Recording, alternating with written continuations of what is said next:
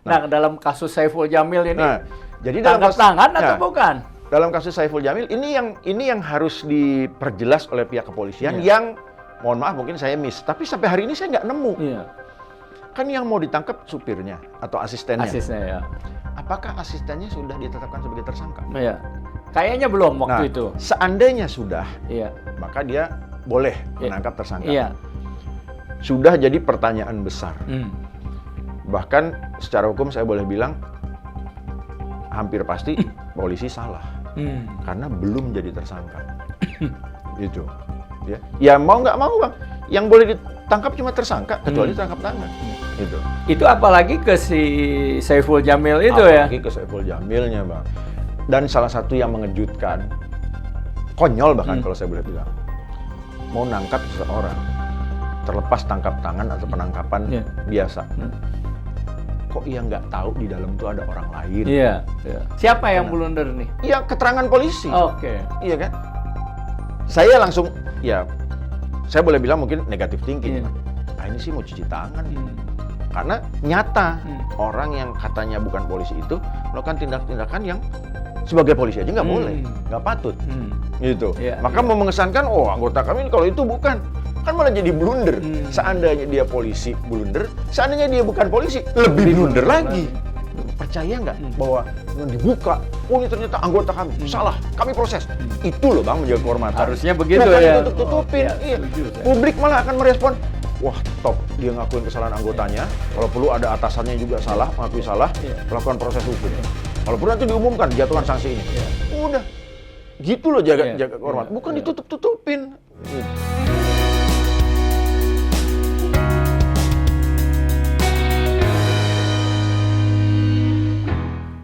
Jumpa lagi kita di Podcast 9. Sebuah podcast yang mengangkat, membeberkan, menguak, dan mendiskusikan masalah-masalah hukum dan demokrasi kepada publik. Dan kami siarkan dari lantai 9 Plaza Sentral, Jakarta. Kali ini kita akan membahas masalah penangkapan dan penahanan. Nah, sebagaimana kita tahu, kasus penangkapan Saiful Jamil, penyanyi dangdut itu sudah viral. Nah, dari sana timbul beberapa diskusi, pertanyaan, kenapa Saiful Jamil ditangkap, dan lebih menarik lagi, pejabat Kapolsek dan Kapolres mengatakan sebagian yang menangkap itu bukan polisi. Kok bisa gitu? Kok boleh? Selain cara penangkapannya pun banyak dipermasalahkan oleh orang. Nah, kali ini kita akan bincang-bincang, kita akan berbicara dengan narasumber yang kalau namanya saja sih sekarang lagi di seluruh Indonesia. Namanya terkenal sekali. Hanya bedanya rambutnya tidak putih. Dia adalah pengajar atau dosen pidana di Fakultas Hukum Universitas Indonesia. Halo, Bung Ganjar Laksmana ya? Ganjar Laksmana. Saya panggil Bung Ganjar aja ya. Sore Bang Bina. Sore aja. Ini disiarkannya sih kapan aja nih orang yang bisa lihat gitu ya.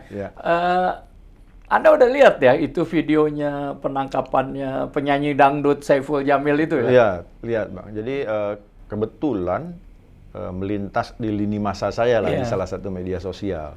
Saya pikir, loh kok rame ini, ada apa gitu kan. Selain dari potongan gambar sebelum saya klik itu, ini menarik nih, kelihatannya ditangkap di muka umum, ini ada apa. Gitu. Akhirnya saya klik, saya lihat, wah. Langsung tuh nggak lama saya bereaksi. Jadi media sosial tuh saya langsung kasih komentar, beberapa komentar singkat. Gitu. Memang komentar singkat dari apa yang saya lihat di rekaman itu. Biasanya saya menunggu pernyataan resmi dari pejabat institusi, baru saya komen. Gitu. Makanya waktu pertama kali lihat itu saya komen singkat aja dulu. Gitu. Memang, wah ini kok begini.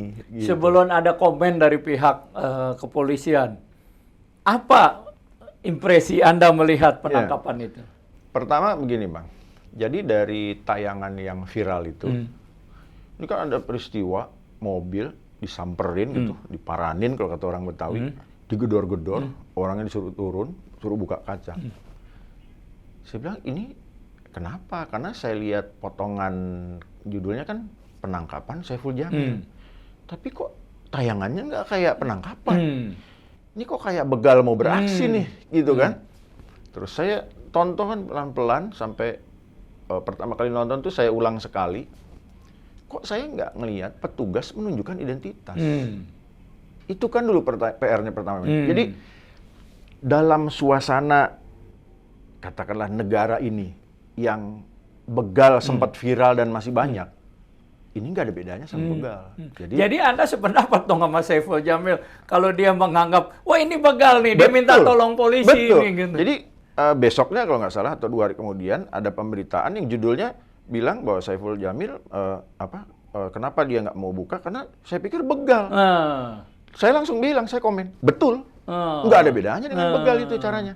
Oh gitu ya? Iya, jadi reaksi saya pertama kali Bang, begitu lihat penangkapannya, saya kasih tahu SOP sederhana, tindakan hukum apapun dari aparat penegak hukum. Jadi mau nangkep, kayak mau nahan, kayak mau geledah, kayak apapun, saya bilang ada SOP standar. 1, tunjukkan identitas diri. Saya dari kepolisian, identitas saya Ganjar, komisaris polisi. Kedua, surat perintah. Misalnya surat perintah penangkapan. Nah, saya diperintahkan tuh di surat tugas, di surat perintah ada diperintahkan kepada Ganjar. Untuk apa? Penangkapan. Yang ditangkap siapa? Misalnya Pak Win Armada. Nah, kan udah nih Bang. Terus satu lagi Bang, surat tugas. Jadi identitas, surat perintah, surat tugas. Minimal itu. Nah, kalau udah tunjukin, kan tinggal cek. Apakah saudara yang bernama Win Armada? Gitu. Iya, tangkap. Gitu. Sambil dikasih tahu hak-haknya, harap kooperatif, harap bekerja sama, bla bla bla. Kalau di Amerika tuh Miranda warning. Iya, Miranda warning, gitu. Nah, itu Miranda warning mungkin bagi yang nggak paham. Dulu di Amerika ada orang bernama Miranda ditangkap, tapi tidak diberitahu hak-haknya dia. Kemudian dia mengajukan gugatan dan Mahkamah Agung Amerika mengabulkan bahwa setiap orang yang ditangkap harus diberitahu hak-haknya. Itulah yang kemudian dikenal sebagai Miranda warning ya. Iya. Jadi memang kan begini. Ini kan tindakan hukum. Disebut tindakan hukum karena dari formil maupun material memang harus sesuai hukum. Gitu. Jadi kalau memang mau menangkap, penegak hukum kan tentu harus paham dulu apa sih esensi penangkapan. Gitu. Terus bagaimana proses menangkap itu? Gitu. Nah, yang menarik ini Bang. Ya, jadi memang saya udah lama Bang memperhatikan. Bung Ganjar itu kan kalau ditangkap ya, tadi Anda udah bilang harus kasih tahu identitasnya ya. Kasih tahu apa surat perintah penangkapan dan surat tugas. Apakah juga di dalam surat tugas itu harus dijelaskan, itu ada berisi misalnya ini Ganjar saya tangkap karena terorisme, harus Bang. Nah, jadi gini. Di KUHAP Bang. Jelas apa itu penangkapan. Siapa yang bisa ditangkap? Tersangka atau terdakwa? Nah, jadi saya sering ingatkan Bang bahwa penangkapan hanya bisa dilakukan kepada tersangka atau terdakwa. Ya. Tersangka yang mana? Yang tidak kooperatif. Dipanggil sekali sebagai tersangka nggak datang, 2 kali nggak datang, tangkap. Kalau saksi nggak kooperatif, namanya jemput paksa. Kalau tersangka, terdakwa, tangkap. Nah, jadi benang merahnya Bang, yang bisa ditangkap hanya tersangka. Pertanyaannya Bang, selama ini penangkapan itu betul nggak yang ditangkap tersangka? Gitu ya. Kecuali dalam hal tertangkap tangan. Nah, apa itu bedanya tertangkap tangan? Mungkin publik juga mau tahu gitu ya. Kalau tertangkap tangan itu Bang, di KUHAP itu kan ada 4 kriteria. Ya. Misalnya gini, sedang melakukan tindak pidana, ditemukan barang bukti bersamanya, seketika sudah selesai, gitu ya. Ada 4 kriteria ya. Nah, jadi dalam hal tertangkap tangan, siapa aja boleh nangkap. Jadi kita lihat di depan, ada orang lagi mukulin. Ini kan penganiayaan nih. Kita mau tangkap, boleh. Walaupun ternyata jangan-jangan dia sedang membela diri, gitu ya, bukan penganiayaan. Tapi kan prinsipnya gini Bang, nggak boleh mukulin orang, gitu ya. Atau kita lihat copet beraksi, gitu kan, tangkap. Jadi siapa aja boleh. Gitu. Tidak hanya polisi ya? Tidak hanya penegak hukum, tidak hanya polisi. Apalagi gitu. polisi itu boleh kalau Apalagi tertangkap polisi, tangan, ya. gitu. Jadi tertangkap tangan siapa saja boleh, termasuk terutama Iya. penegak hukum. Nah, kalau tidak memenuhi syarat tangkap tangan, tidak sedang melakukan, tidak ditemukan barang bukti dan lain, yang ini pun Bang sudah berkembang secara kontekstual dengan kejahatan-kejahatan tertentu, gitu ya. Jadi salah satu yang saya mau sampaikan, konsep tangkap tangan yang ada di KUHP itu sebetulnya juga sudah ketinggalan zaman, perlu diperluas, gitu ya. Nah, itu tangkap tangan Bang, siapa saja bisa lakukan. Nah, sekarang penangkapan, gitu kan. Ini kan walaupun tangkap tangan termasuk di dalamnya, tapi kalau bukan tangkap tangan berarti kan penangkapan biasa. Nah, dalam kasus Saiful Jamil ini, jadi dalam tangkap tangan atau bukan? Dalam kasus Saiful Jamil ini yang harus diperjelas oleh pihak kepolisian yang mohon maaf mungkin saya miss, tapi sampai hari ini saya nggak nemu. Kan yang mau ditangkap supirnya atau asistennya. Asisnya ya. Apakah asistennya sudah ditetapkan sebagai tersangka? Iya. Kayaknya belum waktu itu. Seandainya sudah, maka dia boleh menangkap tersangka. Seandainya belum, apakah ini sedang melakukan tangkap tangan? Itu, ya. Nah, kalau memang sedang melakukan tangkap tangan, berarti polisi dalam hal ini harus tahu dia tuh lagi ngapain tadi. Katakanlah misalnya transaksi jual beli narkoba, kenapa nggak saat itu ditangkap? Gitu. Kenapa nunggu dia pergi dulu? Ya kan? Kecuali mungkin nih Bang, polisi bisa jelaskan, dia pergi, yang ini ditangkap dulu. Kamu jual apaan tadi? Narkoba. Tangkap sana. Kan gitu. Tapi kan bisa sebaliknya Bang. Tangkap, kamu habis beli apa tadi? Secara tim apa? Narkoba. Tangkap juga yang ini. Tapi kan sering terjadi Bang, yang ditangkap cuma pembelinya, pemakainya. Gitu jarang kan. lah bandar itu ditangkap diadilin. Kalaupun ada ditangkap Bang, penjual bukan pemasok. Gitu. Penjual ini kan ketemu konsumen. Gitu. Biasanya bukan pemasok. Yang masuk ke dia ada lagi yang lain. Nggak pernah. Apalagi di atas pemasok. Apalagi di sana lagi. Nah, jadi saya ngelihat gini, kalau ini penangkapan, apakah asistennya sudah tersangka? Kalau belum tersangka, berarti tangkap tangan, gitu kan?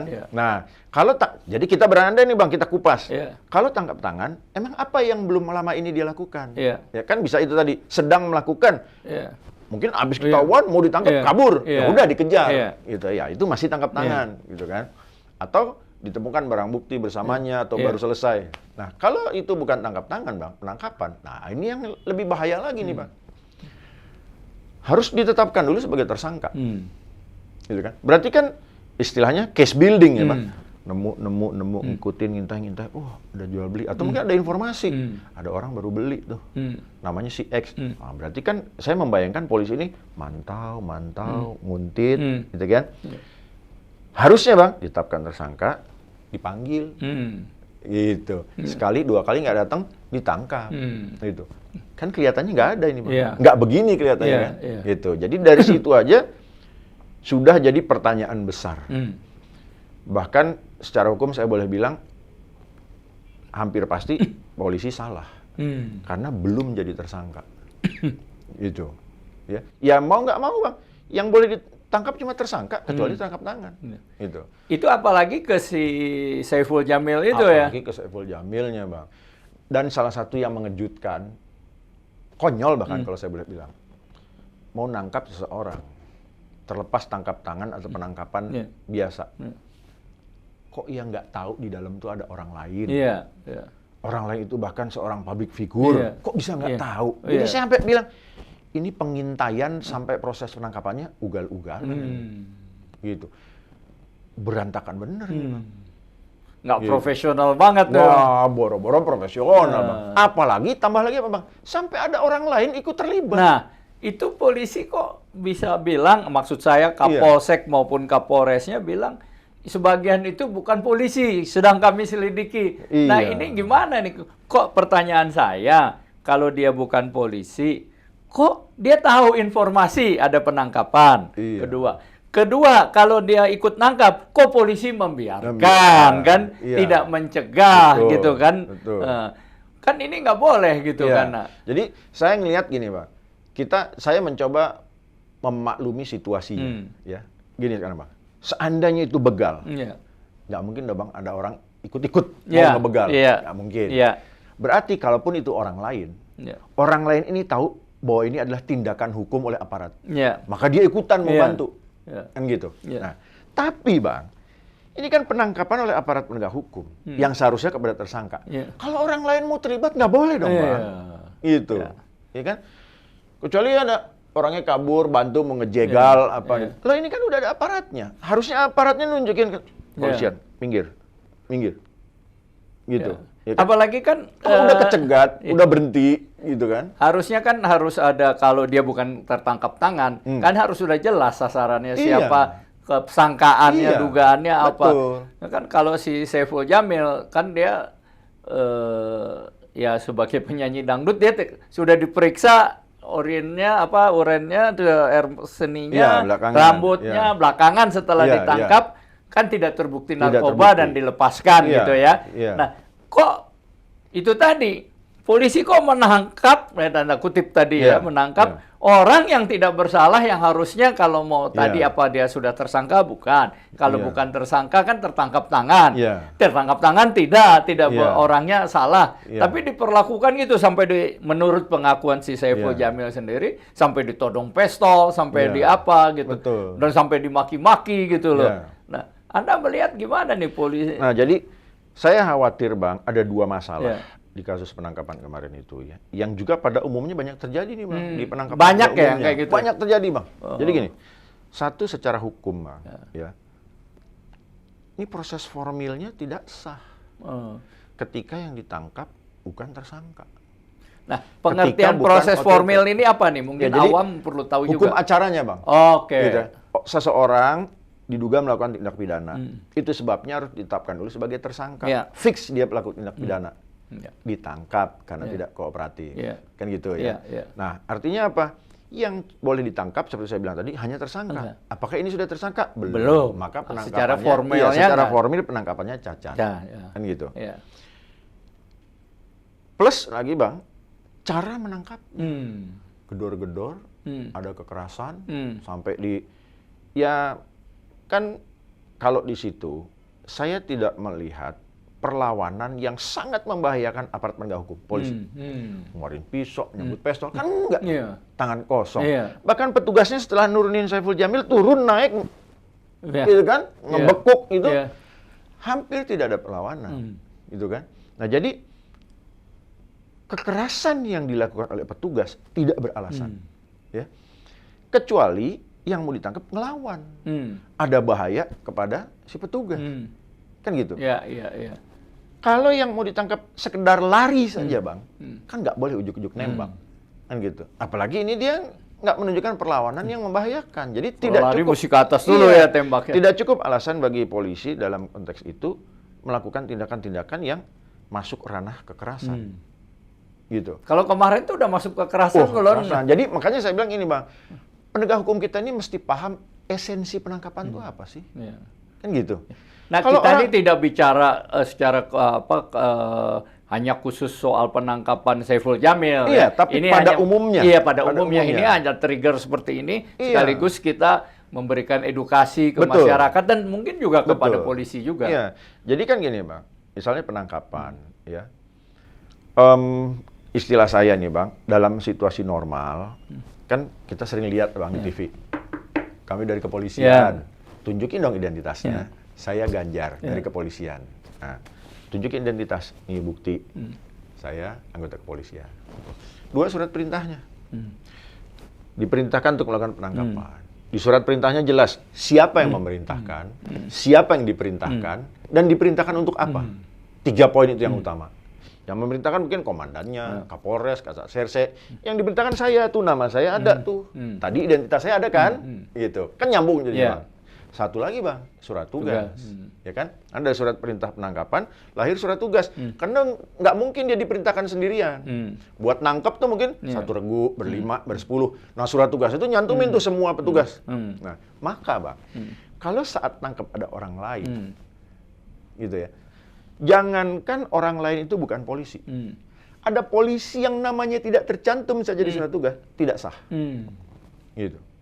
Nah, secara formil, Bang, saya sudah berkali-kali ingatkan, penangkapan yang tidak sah adalah penculikan. Gitu. Suratnya ada cacat, prosesnya ada cacat. Itu tadi. Iya. mungkin ada anggota kepolisian yang sekedar mantau-mantau, Iya. gitu. Mantau sekalipun Bang, harus ada di surat tugas dia. Dia cuma mengantisipasi misalnya di ring 2 kalau ada tiba-tiba perlawanan dan lain-lain. Harus ada dia di situ Bang. Gitu. Nah ini katanya bukan polisi. Iya. Dibiarkan Artinya tadi pula. ada surat Iya. tugas pun, kalau surat tugas itu cacat, Cacat. itu penculikan lah ya, Penculikan. penculikan. Apalagi tak ada surat tugas. Apalagi nggak ada surat. Oke. Gitu. Nah, saya mencoba positive thinking, ada tapi nggak ditunjukin. Karena situasinya. Tapi kan situasinya itu menjadi begitu akibat dia tidak menunjukkan. Iya. Kan gitu. Iya. Kalau dia tunjukin Bang, saya yakin seandainya pun ada orang di sekitar situ, nggak akan ikutan Iya. dia. Udah ada polisi sekian orang. Kan gitu. Nah, itu kelihatannya yang ikutan itu bukan saat itu aja, kayaknya udah Nah, berbarengan itu kan. Iya, nah kan gini, jadi kalau di pemberitaan Bang, misalnya di kasus itu ya, ada apa yang pakai jaket merah atau apa disebutnya Iya. itu ya, kan kita bisa lihat Bang, yang dia lakukan apa. Iya. Bukan sekedar nyegat menghalang-halangi supaya orang yang ditangkap kabur loh. Iya. Tapi juga dia melakukan Iya, tindakan-tindakan yang iya. masa polisi, Iya. ente siapa Iya. nih? Gitu. Oh, nggak boleh, kan gitu harusnya. Sampai ya kita juga nggak tahu siapa yang memaki-maki kan, Iya. memaki-maki Iya. apa. Dan kita juga kan biasa kalau serse itu kan pakaiannya tidak pakaian resmi Nah, polisi, nah. sehingga bisa saja entah pakai Nah, jaket, entah itu pakai aspek apa. lain lagi tuh Bang, berpakaian preman. Iya. Jadi gini, polisi itu kan pasca reformasi udah ditegaskan bahwa dia adalah sipil. Iya. Ya. Nah, kita memang mengenal polisi-polisi yang bahkan sehari-hari tidak berseragam. Iya. Di kantor pun mereka kayak kemeja, Iya. ke dasi, it's okay gitu ya. Ada kebutuhan untuk mereka berpakaian preman Iya. di lapangan, Iya. mengintai. Nah, tapi gini mah, polisi berpakaian preman, menurut saya, kecuali tertangkap tangan, sebaiknya tidak melakukan tindakan hukum apapun. Jadi tindakan hukum itu sebaiknya dilakukan oleh polisi yang pakai seragam, supaya orang udah nggak ragu-ragu lagi, gitu. Jadi Anda berpendapat kalau bangsa serse-serse itu harus diganti kalau dia melakukan Gini loh tindakan Bang, hukum. tugas reserse pakaian preman itu kan mengendus. Iya. Kalau ada temuan, kasih tahu. Yang berseragam yang nangkep. Loh Bang, kalau reserse capek-capek nyamar nangkep, ketahuan dong mukanya. Iya. Kan gitu. Iya. Sama-sama Intel. Iya. Masa Intel nangkep? Iya. Gitu kan. Kalau ada temuan, Tapi kan Intel- sekarang semua serse begitu Oh, kayaknya sekarang udah semua jadi begitu, Bang. culture Iya, budaya bahwa serse betul, itu betul. harus Iya. tidak. Jadi bayangkan Bang, ada orang-orang yang ditugaskan sebagai reserse yang sifatnya rahasia karena mau menyusup, mau memantau, mengendus. Gara-gara suatu tindakannya jadi viral, jadi terkenal, Iya. mukanya dikenal, nggak bisa Iya. lagi dia jadi reserse kan Bang? Iya, Gitu. iya. Nah itu salah satu yang pendapat saya, boleh fungsi reserse, boleh pakaian preman, boleh nyamar, tapi jangan melakukan tindakan hukum. Karena nanti jadi nggak ada bedanya. Ini begal atau Ya, apa nih? seperti loh. dituduh Saiful Iya, Jamil jadi, itu, ya. jadi gini Pak, penggunaan seragam atau penggunaan pakaian preman itu harus dipastikan untuk fungsi-fungsi tertentu, gitu, supaya publik tidak salah paham, tidak salah duga, tidak melakukan perlawanan, tidak melakukan tindakan-tindakan yang membahayakan termasuk petugasnya, Iya. gitu kan? Tapi Bung Gitu. Ganjar kan polisi juga beranggapan ini para pelaku kriminal kan ini juga udah canggih, Iya. udah punya banyak niat jahat, udah macam-macam. Nah kalau dengan cara-cara yang konvensional, pakai seragam, pakai ini, mungkin mereka tahu gitu loh alasannya nih. Iya. Maka dipakailah orang-orang serse itu yang rambutnya gondrong, Iya. pakaiannya memang nggak antara mana polisi mana penjahatnya nggak jelas itu Iya. kan. Gimana Nah, pendapat? jadi gini Bang, saya mencoba memahami atau memaklumi ya situasi-situasi pada saat aparat melakukan tindakan hukum tertentu, seperti misalnya penangkapan. Kan gini Bang, saya strict dulu Bang ya, bahwa yang bisa ditangkap cuma tersangka, Ya. dan tersangka yang Oke. tidak kooperatif. Oke. 2 kali dipanggil nggak datang. Iya. Maka komandannya, kapolresnya, kapoldanya keluarkan surat perintah penangkapan. Kan sebelum nangkap diintai dulu dong Bang. Iya. Yang intainya nggak mungkin pakai seragam. Kan gitu, Iya. pakai pakaian preman. Iya. Intai. Dia mau ngapain nih? Kan gitu.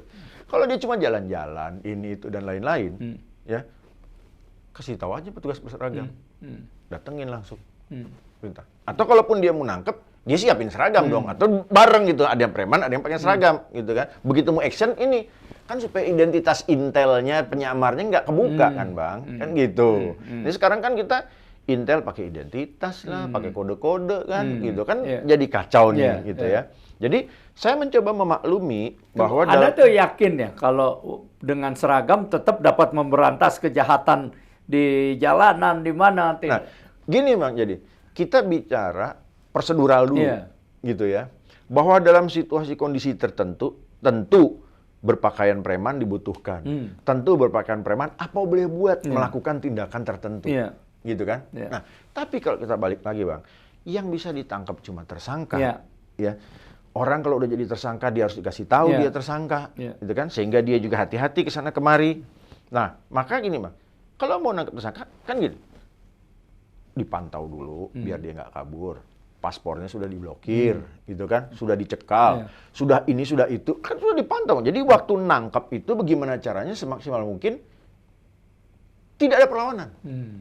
Gitu. Saya yakin penegak hukum, polisi misalnya, juga maunya begitu Bang, supaya gampang nangkepnya. Gitu. Ya maaf Bang, naik mobil, stop, polisian, tangkap. Saya yakin tuh, kalau di kasus kemarin itu, nggak ada perlawanan tuh Bang. Ya kan? Nggak akan dia ngunci sampai ada nggak ada. Dari Apalagi kepolisian. sampai dia takut dianggap Iya. begal gitu ya. Iya. Nah, dulu Bang, ada kasus, saya lupa tapi ya. Seorang dokter kalau saya nggak salah, yang diduga terlibat jaringan teroris. Ditangkap saat naik mobil. Kan saya bingung, kenapa sih lagi naik mobil, dipepet, disuruh stop? Kan gitu. Iya. Kenapa nggak dia lagi duduk ngopi aja Iya. disamperin? Iya. Kan nggak bisa melakukan perlawanan dia. Iya. Iya. Gitu kan? Iya. Jadi saya kadang-kadang gini, ini emang sengaja nih nangkepnya dibikin situasi darurat, supaya ada alasan, maaf nih Bang, nembak dor. Iya. Gitu kan? Nah, kalau kemarin kan lagi di mobil juga tuh jalan itu tuh kalau udah ditahan. Memang kejahatannya narkotika. Tapi kan gini, Bang, udah dicegat, set, tunjukin aja surat tugas. Atau tunjukin identitas, kepolisian. Apa itu? Badge-nya. Iya, lah. badge-nya itu kan polisian. Iya. Kan udah. Iya. Apalagi kalau 5 orang, 10 orang, polisian. Iya. Saya yakin tuh dia nggak ngelawan. Dan Gitu. dia nggak takut bahwa itu Iya. begal ya. Apalagi dia di jalur busway yang Iya. udah kekunci dan lain-lain. Iya. Gitu kan. Mungkin dia pertamanya coba kabur. Begitu Iya. dia ngeh, ada yang nguntai nih. Mungkin dia coba kabur. Begitu dia masuk jalur busway, kan udah kekunci. Dia nggak Iya. bisa kemana-mana. Udah tunjukin. Polisian, turun. Iya. Kalau perlu, acungin pistol. Iya. Kan gitu. Nggak akan tuh jadi rame kayak begitu. Iya. Iya. Gitu. Dan saya yakin bukan acungin pistol, mungkin Saiful Jamil langsung buka. Gitu. Iya. Kan gitu. Iya. Ini kan enggak. Iya. Gitu. Setelah rame baru baik-baik ya, kita baik-baik. Udah rame baru baik-baik. Iya. Nah, Gitu. itu tadi kan ada orang yang kata polisi bukan polisi, ya kan? Apa namanya? Bagaimana Anda melihat kok polisi memperbolehkan orang lain ikut memukul, memaki Ya. kalau benar itu bukan polisi, gitu Iya. lah. Ya, apa? Ini joke-nya Bang. Ya. Jangan-jangan itu peran serta masyarakat. Ah. Ya, tapi kan nggak bisa. Makanya gini kan Bang ya. Artinya peran serta masyarakat boleh itu memukuli, memaki-maki. Makanya nggak boleh. Jadi kan gini, dalam situasi seperti itu, ya mungkin saja. Ya. Walaupun tetap kalau buat saya Bang agak sulit diterima akal sehat nih. Ya. Gitu. Mungkin saja tiba-tiba ada anggota masyarakat yang berinisiatif untuk membantu, gitu kan. Tapi balik lagi Bang, emang kelihatan ya bahwa ini polisi mau nangkep di peristiwa itu kemarin? Kan nggak kelihatan, ya kan? Iya. Atau jangan-jangan masyarakat kita memang terlalu reaktif ya? Kadang-kadang kan ada Bang, senggolan, kabur, Iya. yang lain ikut Iya, ngugat, iya. gitu kan. Apa itu yang Iya. dilihat masyarakat? Nah, makanya gini Bang, penting nih polisi nemuin orang-orang ini yang katanya bukan polisi. Gitu. Kalau mau klarifikasi Iya. sampai situ. Biar kita tahu polisi atau bukan. Kalau emang polisi, ya sudah, kesalahannya tinggal apa? Kekerasan, bentak-bentak, minta maaf, selesai. Gitu kan.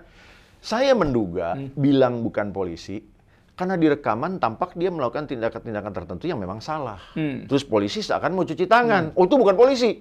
Gitu kan? Iya, iya, Nah, iya. seandainya memang bukan polisi, kan kita bisa tanya, kamu bukan polisi. Oke. Kenapa kamu ikut? Oh, saya mau membantu. Gitu. Oh, udah selesai kan? Diskusi Gitu. kita jadi ya, kalau dia bukan polisi, ya, kalau dia bukan polisi, tetapi polisi membiarkan dia ikut serta, bahkan sebelum waktu proses penangkapan kan belum apa dia Iya. udah seakan-akan Proaktif. udah bocor, gua Iya. mau nangkep itu kan, itu Ganjar, maksud saya Ganjar bukan calon presiden, tapi Iya. Ganjar anak. Itu kita tangkap, berarti kan udah dibocorin. Memang Iya. ada ajakan kan, Iya. tidak spontanitas.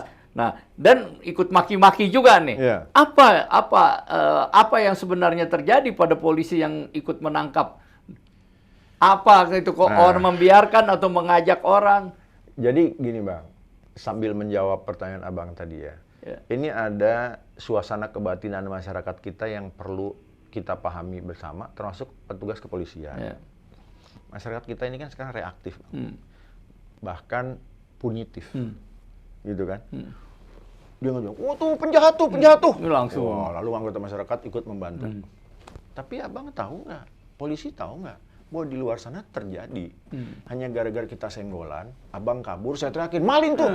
Digebukin sebagai ternyata bukan. Dan itu kasusnya kan udah beberapa kali terjadi, Bang. Gitu ya. Orang clash, yang satunya kabur diteriakin sebagai apa? Teriakin sebagai maling, kan begitu. Gitu kan?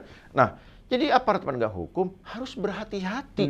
Dia ngejar nih orangnya lari, wah bantu tuh tangkep. Buat saya sih Bang, nggak perlu. Saya nggak berani bilang nggak boleh, tapi nggak perlu.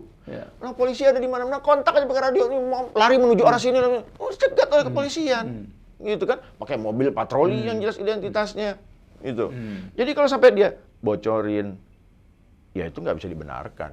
Artinya ada kesalahan polisi. Ada kesalahan. Nah, kalau sekarang ternyata itu polisi juga, dan Kapolsek, Kapolresnya juga mengatakan itu bukan polisi, itu gimana tuh, Bung Ganjar? Jadi begitu ada kabar bahwa itu bukan polisi, saya sudah bilang di media sosial, ini blunder. Blunder. Siapa yang blunder nih? Ya, keterangan polisi. Oke. Iya kan? Saya langsung, ya, saya boleh bilang mungkin negatif thinking. Ini sih mau cuci tangan nih. Karena nyata orang yang katanya bukan polisi itu melakukan tindak-tindakan yang sebagai polisi aja nggak boleh, nggak patut, gitu. Maka mau mengesankan, oh anggota kami kalau itu bukan, kan malah jadi blunder. Seandainya dia polisi blunder, seandainya dia bukan polisi lebih blunder lagi. Gitu. Kalau dia polisi itu ada semacam ini nggak? Satu, mungkin atasannya tadi mau cuci tangan ya. Kedua, ada semangat korps melindungi nggak itu? Zaman-zaman dulu kan masih gitu. Kalau zaman sekarang reformasi kan apa masih cocok. Saya pikir kalau itu bukan rahasia umum. Ya, bukan rahasia lagi. Udah ya patut diduga orang bisa mengira bahwa wah ini sih mau cuci tangan gitu kan. Dan saya lihat di reaksi publik di berbagai pemberitaan kan juga gitu. Oh, kok jadi makin aneh nih gitu, jadi makin nggak logis gitu kan. Nah, jadi ya kayak di beberapa kasus lah, misalnya mohon maaf ya saya singgung kasus Sambo. Tim olah TKP datang, Sambonya nggak disuruh minggir. Gitu kan. Dia nggak profesional kan berarti dua-duanya. Sebagai jenderal dia harus ngerti, ini olah TKP, saya nggak boleh ada di situ. Yang olah TKP kan juga, ente siapa? Yang punya tempat terjadi tindak pidana, minggir, kami olah TKP. Kan jadi dua-duanya nggak profesional. Makanya kan jadi salah tuh banyak. Gitu kan. Nah ini kan sama, Bang. Gitu kan. Cuma peristiwanya ini penangkapan, bukan olah TKP. Gitu. Jadi penegak hukum harus melakukan tindakan hukum apapun secara damai semaksimal mungkin. Jangan menimbulkan gejolak dan lain-lain. Kalau timbul gejolak, saya yakin SOP lain berlaku nanti. Kan gitu. Mungkin diskresi di lapangan dan lain-lain itu bolehkan gitu kan. Nah, tapi saya khawatir penangkapan-penangkapan apalagi seperti peristiwa kemarin itu terjadi akibat kelalaian pihak kepolisian, kan jadi rame. Nah, gitu. Kalau ini terjadi misalnya itu polisi atau bukan polisi, sampai tanggung jawab mana tuh? Selain Kapolseknya, apakah Kapolresnya juga sebagai komandan dia minta? Apalagi kalau keterangannya bertentangan dengan fakta, ini kita belum tahu, kita lagi katanya Propam lagi bekerja, ya kan? Apakah benar ini polisi apa tidak? Ya itu sedang dikerja. Tapi kalau misalnya dia benar polisi, ya keterangan-keterangan ini kan menyesatkan kemudian, walaupun mungkin ingin membela polisi, tapi barangkali polisi sendiri yang profesional mengatakan jangan gitu dong, malah itu mencoreng citra polisi. Nah, jadi gini Bang, polisi atau bukan orang itu, polisi yang ada di situ salah, ya kan? Karena kan gini lah Bang, 10 orang mau nangkep, kita mesti tahu satu sama lain, oh Bang pakai baju biru, pakai baju hitam gitu, tiba-tiba yang baju merah, siapa nih? Kan gitu, kan harus waspada. Jadi polisi-polisi yang ada di situ salah karena membiarkan temannya, kalau ini polisi Bang, melakukan tindakan-tindakan yang nggak perlu, bentak-bentak, gedor-gedor dan lain-lain, gitu ya, mukul misalnya. Kalau dia bukan polisi, salah juga karena membiarkan yang bukan polisi terlibat. Nah, sekarang yang terlibat kan, kalau itu polisi, ya dia salah karena dia melakukan kekerasan. gitu kan. Kalau orang lain sama melakukan kekerasan. Atasannya bisa dituntut tanggung jawab nggak sekaligus atas perbuatan ini? Menurut saya tidak, karena ini sipil. Polisi kan sipil, Bang. Nah, tapi atasannya salah kenapa? Karena memberi keterangan yang tidak benar. Sebenarnya Gitu. secara langsung dia tidak salah, Iya. tetapi dengan memberikan keterangan terhadap itu dia peristiwa yang terjadi dia nggak salah. Tapi seandainya dia memberi keterangan yang ternyata, oh ternyata itu anggota kepolisian. Dia udah kadung bilang itu bukan polisi, kan jadi salah, Bang. Iya. Ya di kasus Sambo kan juga terjadi Iya, gitu, Bang. iya. Kapolres Selatan bilang begini begitu, ternyata nggak begitu. Iya. Gitu. Nah jadi kalau abang bilang tadi jangan gitu nanti apa tadi nama baik kepolisian dia cuma ini, Bang, kesalahan di sebagian besar pejabat terutama penegak hukum. Bukan gitu caranya menjaga kehormatan institusi. Bukan nutupin kesalahan. Gitu. Percaya nggak bahwa dengan dibuka, oh ini ternyata anggota kami, salah, kami proses. Itu loh, Bang, menjaga kehormatan. Harusnya begitu bukan ya. ditutup-tutupin. Oh, ya, setuju saya. Publik malah akan merespon, wah top, dia ngakuin kesalahan anggotanya. Kalau perlu ada atasannya juga salah, mengakui salah, melakukan proses hukum. Kalau perlu nanti diumumkan, jatuhkan sanksi ini.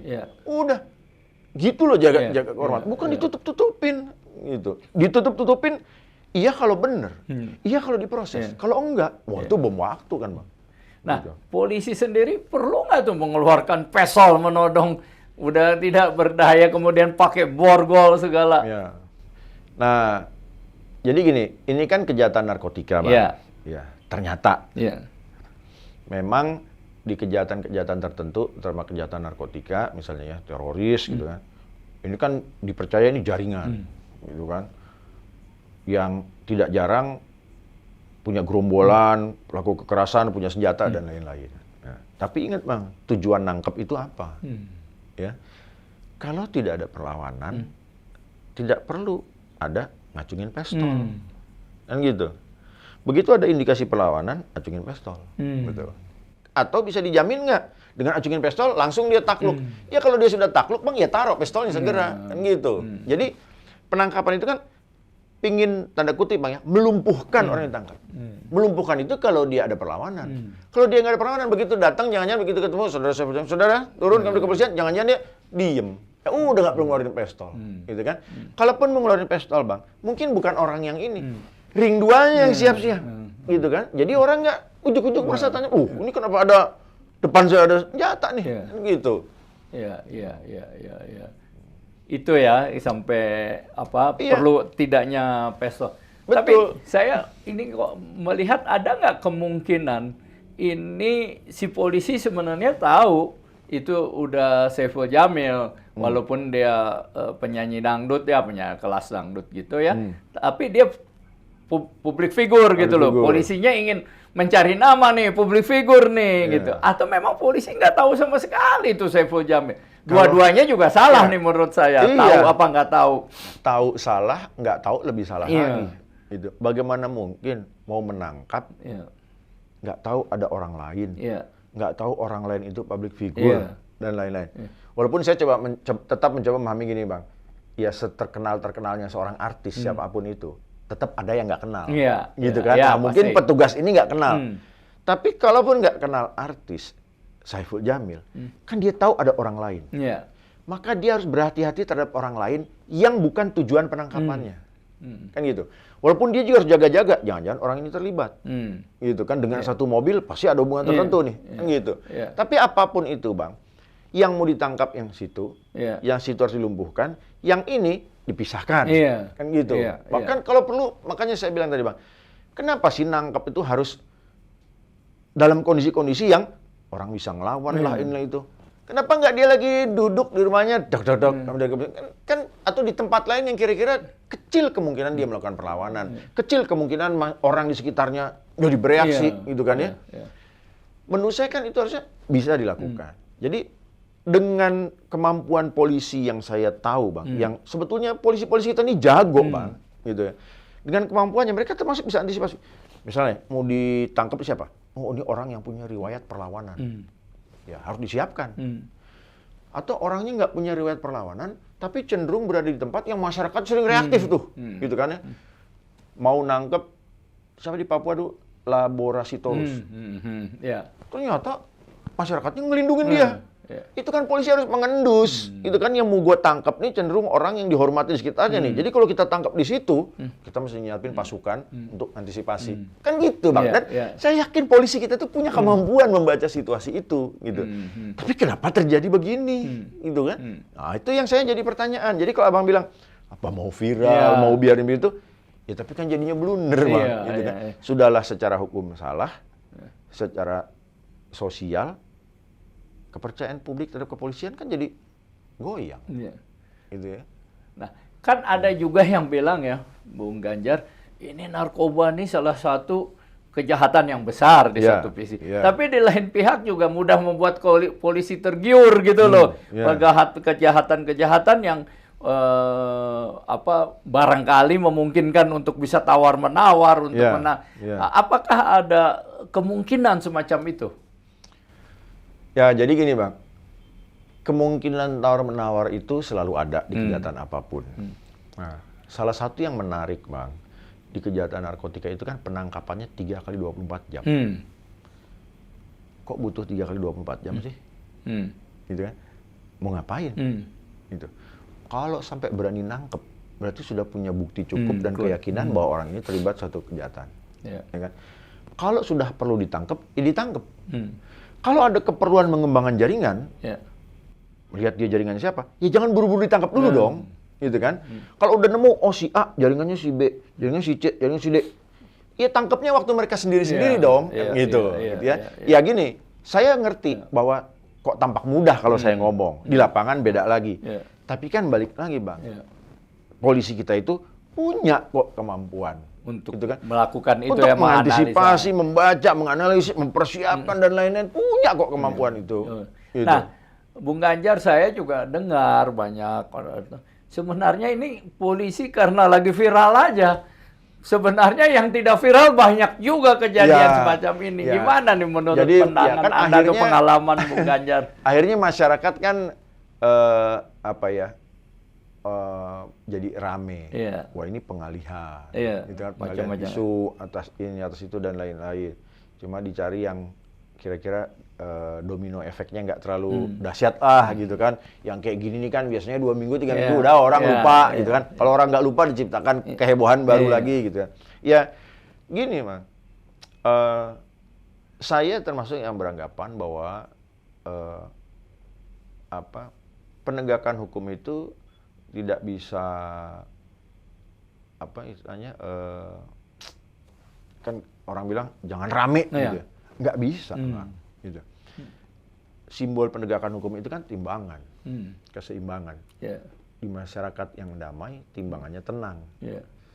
Begitu ada kejahatan, timbangannya goyang, gitu kan. Nah, cara untuk membuat timbangan ini tenang lagi, ya yang bikin goyang dicabut dari situ, gitu kan? Atau ya dibikin goyangan lain untuk ngimbangin itu sehingga stabil kan gitu ya. Jadi kalau polisi kita mau pengalihan isu, mau ini itu dan lain-lain, kan jadi kita melihat, oh ini bukan murni penegakan hukum dong. Gitu. Nah, tapi maksud saya sebelum ke sana, bahwa peristiwa semacam ini sebenarnya sering terjadi. Sering terjadi. Banyak orang yang mengatakan ini kebetulan saja menyangkut figur orang yang rada terkenal terus tapi kalau orang awam terus tidak viral tidak sebenarnya ya dianggap biasa. Gimana betul nih? Bang, jadi gini, salah satu yang membuat ini rame adalah ketika ternyata Saiful Jamil kalau orang biasa, Bang, nggak dikenal, nggak jadi viral nih, Bang, belum tentu jadi viral kan gitu, kecuali memang dia punya temen punya yang biasa main di media sosial gitu ya. Jadi yang harus kita garis bawahi gini, Bang, mau orang terkenal atau bukan, mau orang yang punya pengaruh atau tidak, orang yang punya massa atau tidak, ya kalau tindakan ini salah ya salah, kan gitu. Nah, dan kita nggak tahu, Bang, sudah berapa banyak terjadi kesalahan seperti ini sebelumnya. Itu baru penangkapan loh, Bang. Belum penahanan, penggeledahan, penyitaan, itu kan, jemput paksa dan lain, kita belum tahu loh, Bang. Gitu. Jadi yang kita tahu kan ini yang viral. Yang nggak viral. Makanya kan sekarang yang nggak terekam sama sekali. Betul. Sampai ada istilah kan Pak Meo, no viral, no justice katanya kan. Iya, no justice, no viral. Itu. Atau terbalik, no viral, no justice. Jadi Ya itulah Bang, penegak hukum kita ini kan harus, ya mau tidak mau karena jadi penegak hukum, mereka harus paham bahwa hukum itu atau proses hukum itu sebetulnya memanusiakan. Gitu. Penjahat pun sekalipun, dia berhak atas proses hukum yang fair. Ya. Pelaku kejahatan sekalipun, nggak boleh kita berbuat seenaknya ke dia. Kan gitu. Ya. Meski pelaku kejahatan, apalagi pelaku kejahatan yang sudah menyerah, diem, gitu. Nggak boleh lagi itu ada tindak-tindakan kekerasan, jadi penganiayaan kan. Ini kan bukan berarti Anda pro kepada pelaku-pelaku kejahatan. Ya, kan? justru gini Bang, anggapan bahwa, ada gium bahwa lebih baik melepaskan 10 orang bersalah daripada menghukum 1 orang yang tidak bersalah. Itu filosofinya tinggi loh Bang. Gitu. Filosofinya tinggi. Dan gini, memang perlu kita garis bawah, bukan kita pro kejahatan. Gitu. Bukan pro kejahatan sama sekali. Cuma bagaimana memastikan bahwa proses penegakan hukum, menangkap penjahat misalnya, itu benar dari A sampai Z. Gitu. Sehingga apa? Sehingga masyarakat tenang. Yang ditangkap pasti pelaku kejahatan. Cara nangkapnya pun benar. Kan gitu. Jangan sampai salah tangkap. Gitu kan. Kalau sampai salah tangkap kan, wah masalahnya lain lagi Bang. Gitu kan. Iya. Nama sama-sama Ganjar. Ternyata yang pelaku kejahatan, Ganjar yang ini bukan Ganjar yang sono. Terus salah tangkap, kan kacau. Gitu kan. Itu baru sekedar nama yang di Indonesia banyak nama sama gitu kan. Ciri mungkin juga bisa sama gitu. Jadi ya itu tadi Bang, kita memastikan supaya proses hukum benar. Karena kalau proses hukum benar Bang, pasti masyarakat tergerak dengan sendirinya untuk mendorong juga proses hukum. Jadi dia kan, wah ini kayaknya pelaku kejahatan yang kemarin diumumin nih, dia kasih tahu polisi, kan gitu Bang. Tapi kalau dia udah antipati sama proses penegakan hukum, gue yang ngelaporin, besok-besok gue dilaporin orang nih. Kan jadi polisi juga gagal melakukan kejahatan, pelaku kejahatan yang sebenarnya kan. Itu jadi hal-hal seperti itu yang buat saya Bang, betul masyarakat perlu diedukasi. Ya. Tapi yang utama harus diedukasi adalah penegak hukumnya. Gitu. Kalau penegak hukum bekerja benar, masyarakat pasti dukung, pasti dorong. Gitu. Nah, dalam konteks ini perlu nggak ya penegak hukum dalam hal ini polisi mempunyai mindset bahwa sekarang ekosistem masyarakat sosiologis itu udah berbeda. Teknologi ada kamera di mana-mana, ada orang tiap. Jadi mereka harus disadari bahwa setiap tindakan mereka sekarang akan viral gitu ya. Jadi nggak bisa lagi, artinya harus secara hukum harus lebih berhati-hati gitu. Iya. Saya pikir gini Bang, dengan kecanggihan teknologi sekarang, CCTV di mana-mana, publik pegang handphone, saya yakin penegak hukum kita sudah sadar, gitu ya.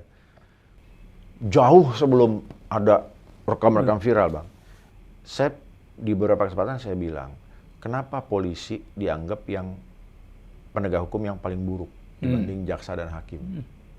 Karena polantas nilang aja di pinggir jalan, yang lihat berapa pasang mata.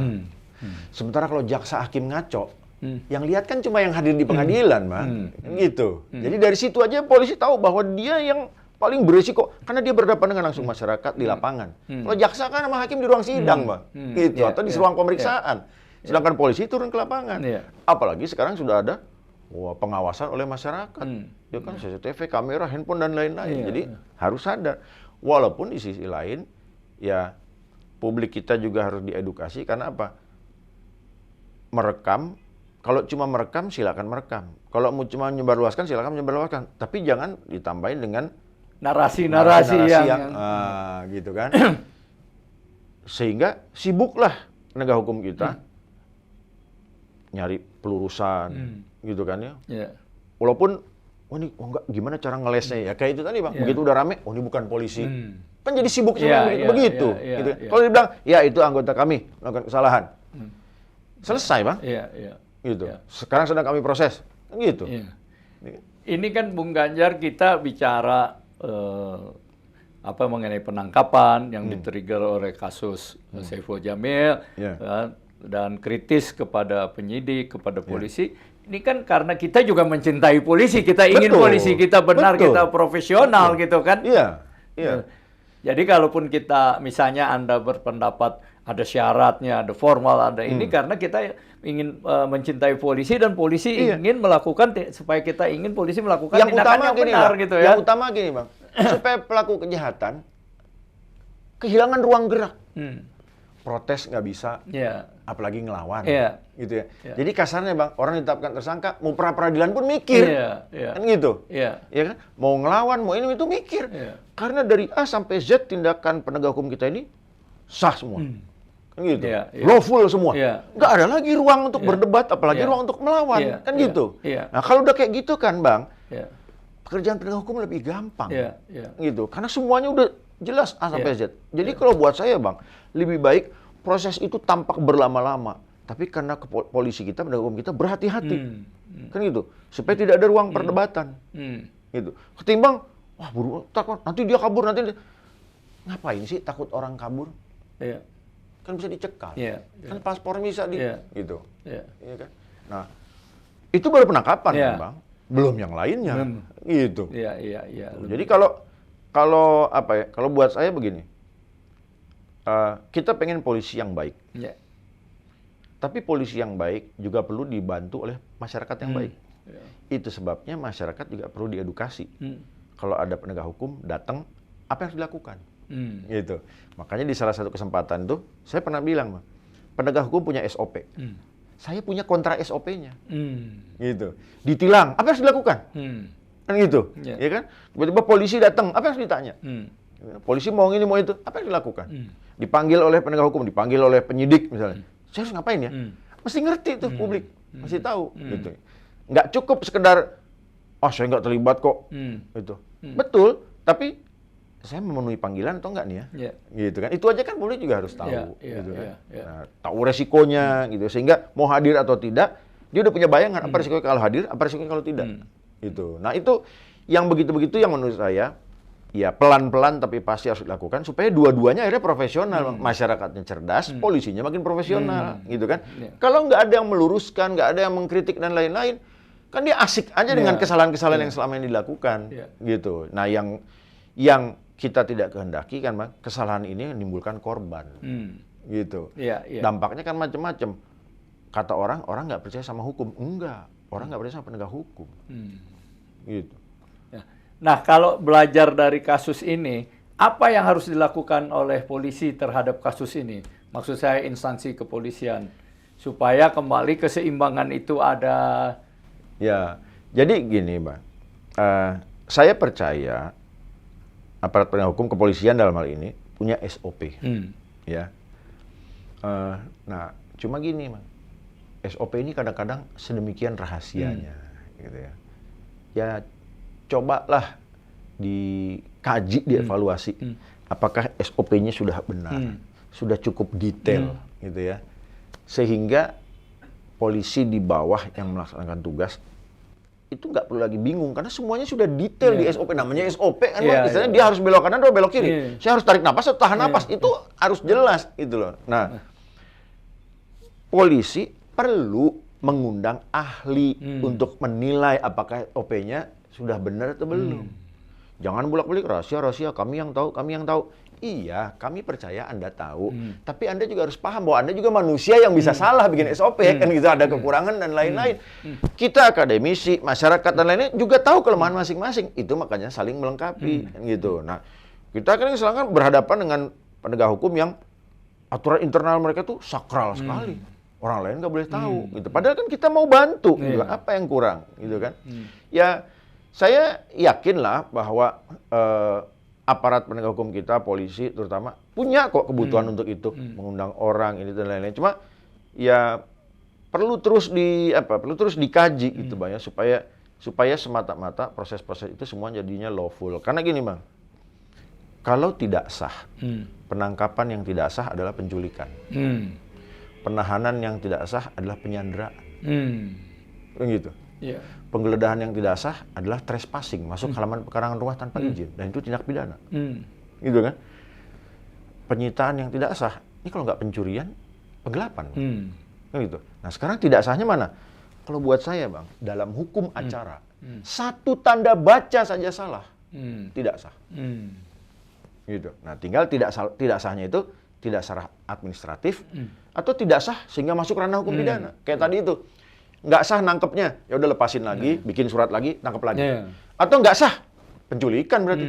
Maka polisi-polisi ini harus diproses sebagai pelaku penculikan, tindak pidana, bukan sekedar pelanggaran administratif. Nah, itu kan yang harus dibedakan, Pak. Gitu. Makanya saya bilang dari awal, hukum acara kita itu ketat, gitu. Sehingga satu saja tanda baca salah, nggak sah. Ya kan? Nama salah kan nggak boleh. Ya kan? Dia mau nangkep saya, Ganjar pakai DJ. Tertulis di situ Ganjar. Ganjar P. Walaupun dia berhadapan dengan saya.